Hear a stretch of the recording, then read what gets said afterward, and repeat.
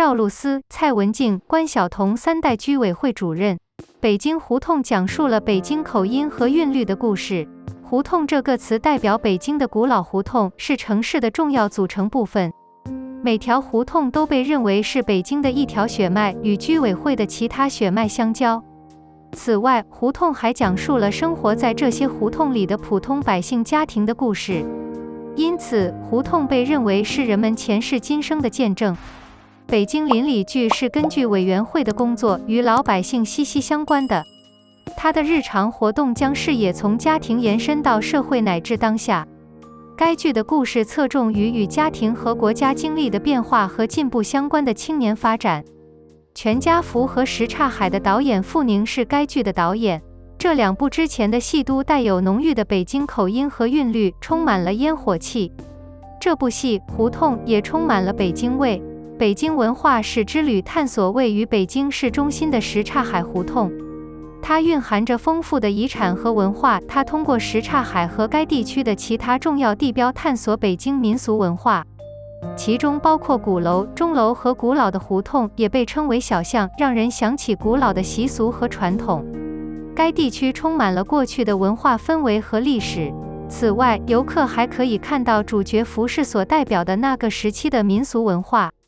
这包括人民警察和人民解放军的早期制服，来自中国共产主义革命的士兵，以及西装、彩色衬衫、雨伞、裙子、长外套和现代裤子。话剧《胡同三代》由3个不同时期的故事组成。第一个故事是1950年代，第二个是1980年代，第三个故事设定在当前时间段。剧名取自母女3女主。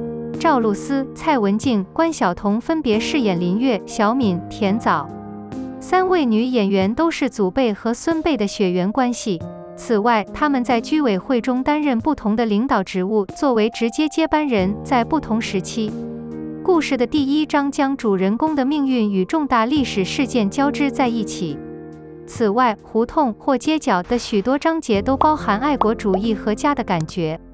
这是因为赵露思在1950年饰演英勇正直的田枣。当时，中国的居委会是随着新中国的成立而形成的。田枣协助军管委员会和工委抓捕间谍。作为一名党的积极分子，他帮助建立了第1代居委会。导演的责任使命，侯明昊则饰演赵露思青梅竹马的铁丹。铁丹是露思的工作合伙人，在很多项目中都是他的合作伙伴。赵露思有个女儿蔡文静，在2队演戏。她在剧中饰演居委会主任小敏。这发生在1980年代改革开放初期。小敏带领胡同青年自主创业。蔡文静和刘欢在这个单元里有一段感情戏。据说这2位演员不是朋友，但没有恋爱关系。据说他们在一段萌芽的关系中引发了爱情。第3单元，关晓彤饰演林月，跌跌撞撞。她在母亲小敏和祖母田枣的影响下长大，于是她成为家里第3位领导居委会的成员。她的管理曾提高了居委会的地位，她专注于改善他们共同成长的老城区。此外，她还反馈了他们共同成长的新城市。白鹿张令和恋爱了，王鹤棣和虞书欣的后续，杜海涛和沈梦辰的婚礼，郭晓婷炒作，哈尼克孜秦霄贤。金世佳发展。张宇哥，能不能说说金世佳？20不惑会有第3部吗？20不惑有第3部，第2部结尾也有预告。口碑2口碑不错，可见气势3能发展。事实上，金世佳在圈子里一直是一个很低调的人。近日，他因隐婚生子被大众拍到。事实上，他们已经在一起很久了。现在他是一家夫妻店。他是单身，不跟风，有一定的年龄，所以结婚生子的曝光对他没有影响。但是演技不错，性格很有魅力，所以合作了与一些生产公司，基本跟进。我们可以继续合作开发新作品。悬疑剧还在上线。张宇哥，海涛和梦辰今年会结婚吗？没有消息说他们2个要结婚了。一般大部分明星想要提前打招呼都会提前打招呼，但是拿到证书的时候已经联系了一些赞助商，之后就没有任何声音了。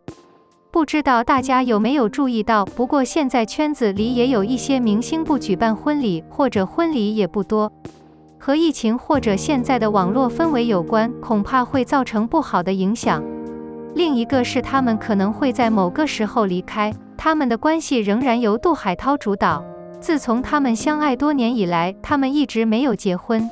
沈梦辰在节目中或者在一些采访中倾诉了自己的感受，可见他们会不会举行婚礼，什么时候举行婚礼就看杜海涛了。意思是，张宇哥郭晓婷上热搜接受采访，他是在为炒作塑造一个清醒的角色吗？张宇兄不以为然，虽然他的作品和营销比以前多了很多，而且他觉得公司也有意创造流量，但他采访的内容还是很真诚的，并且还透露了很多人都知道却很少从明星那里听到的内幕，比如为了扩大人脉，上综艺节目说服你演这个角色的原因之一就是你可以上了热搜。现在内娱本身是大写的，所以他的采访也算是爆料了。之前他也一直在为社交活动发声，在没有当前流量的情况下，我能感觉到他是一个比较真实的内娱活人，当然这也可能与他的低流量言论没有引起巨大争议有关。到底是炒作还是炒作？关于他是否长期保持这种心态和对演戏的敬畏，哈尼和老秦呢？他们在一起了吗？第一个问题，请不在一起，两人在综艺上也有很好的合作意识，互动也很多，所以有 CP 粉打架，但 CP 也是节目营销的功夫，私下两人并没有很深的交集。老秦该说什么？私底下他也喜欢和网红挂机，或许这就是男明星的最终归宿。哈尼克孜背后有资本，不会轻易爱上圈子里的人。只是这两位人气爆棚，而且男主之前也有过负面争议，所以这波会配合营销来获取人气。王鹤棣和虞书欣接下来有工作吗？王鹤棣什么时候进群？后来虞书欣对郭敬明的电影更加感兴趣，目前还没有确切的消息，但他还在调查这部电影，还没有完全确定与张令和的第二场比赛。王鹤棣的话是两部现代戏，哪个将首先发布？一个是关于职场律师的，另一个是一个小木偶戏。王鹤棣在前不久接受 LV 节目采访时也表示，自己很快就会入团，粉丝们不用再耐心等待了。张宇和白鹿张令和到底是真是假？没想到这一次刘大吹真的如期在周六放了瓜。从他爆料的白鹿刘和毕鑫的视频来看，非常震撼，于正似乎也没有否认，还有网友杀了他们两个。在视频中，我开始吃糖果，所以两人也因为这部剧而坠入爱河。但不知道接下来会发生什么，圈内的先例太多了。最后说一下为什么刘大吹会预言金庸，因为天上的血射白鹿真的没用。